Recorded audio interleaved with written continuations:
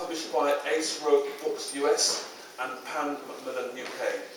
She lives in London with a partner, and I've been told that she actually practices law on the side. Rob should go into that in a bit more detail. Over to you, Ted. I'm not going to go into that more detail. So I'm gonna read a bit of Sorcerer to the Crown, I loved what you read out, Tendai, and I was so struck by it that, in part because I don't have a notebook with me, I wrote a line from it in my book and it's when you said when you're invisible, you can just take stuff, and I think of this novel as that basically. So I grew up in Malaysia reading British fiction, and specifically there was this series of Penguin popular classics. I always remember them. They're 580, which is about less than £1 at today's exchange rate, and less than £1 at that day's exchange rate per book. And they basically covered the 19th century, this kind of canonical work. So Dickens, Bronte, Austen, and so on. And as a kid, I didn't get out very much, and I had a lot of free time. So to have Jane Eyre for 580 was pretty good because that kept you going for quite a long time.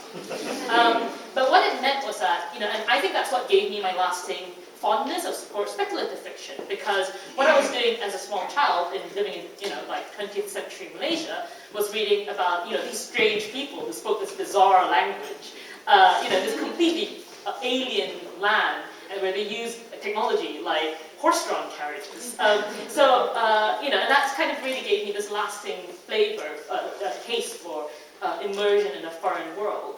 But obviously, as you keep kind of reading, you realize actually it seems like only white people have adventures and romances and really just ever do anything.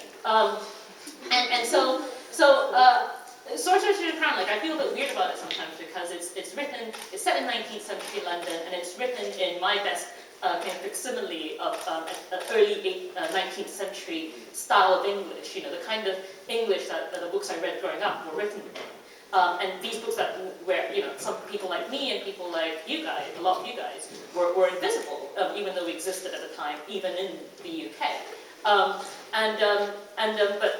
kind of think of it as, when you're invisible, you can just take stuff. So I just took it.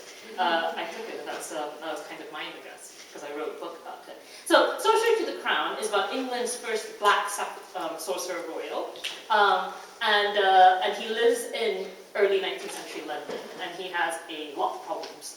And his name is Zachariah White. The book is mostly about him as an adult, but I'm going to read a bit from the prologue where he's a 6-year-old child. He's just been brought by his guardian, Sir Stephen White, who's the sorcerer royal, so the head magician. And Sir Stephen has brought him before the Royal Society of Unnatural Philosophers. And basically he's there to prove that black people can do magic. As a small child, because he's a little child prodigy. So I'm just going to read a little bit. Zacharias entered the great hall under the penetrating gaze of what seemed to be 1,000 gentlemen, most of them old and none friendly. Sir Stephen was the only person he knew, for one could not count Sir Stephen's familiar lairfrey, who curled in reptilian coils at the back of the room, smoke rising from his snout. The thickest-skinned child might have been cowed by such an assembly, and Zacharias was sensitive. But Sir Stephen put a reassuring hand on his back, and Zacharias remembered the morning so long ago now. Home, safety, warmth, and Lady White's face bending over him. Never be afraid, Zacharias, but do your best. That will be quite enough, for you have been taught by the finest sorcerer in the realm. If the attention of so many gentlemen should make you nervous, simply pretend to yourself there are so many heads of cabbages. That always assists me on such occasions. Zacharias was pretending as hard as he could as he helped the front of the room, but the cabbages didn't seem to help. To be sure, Lady White had never been called upon to prove the magical capacities of her race before the finest thaumaturgical minds in England. It was a grave responsibility, and one anyone would find daunting, thought Zacharias, even if he were a great boy of 6. What do you wish to bring alive, Zacharias, said Sir Stephen. He gestured at a small wooden box on the table.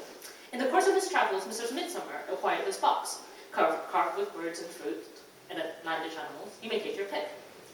Zacharias had rehearsed the enchantment he was to perform many times under Sir Stephen's tutelage. The night before, he'd fallen asleep reciting the formula to himself.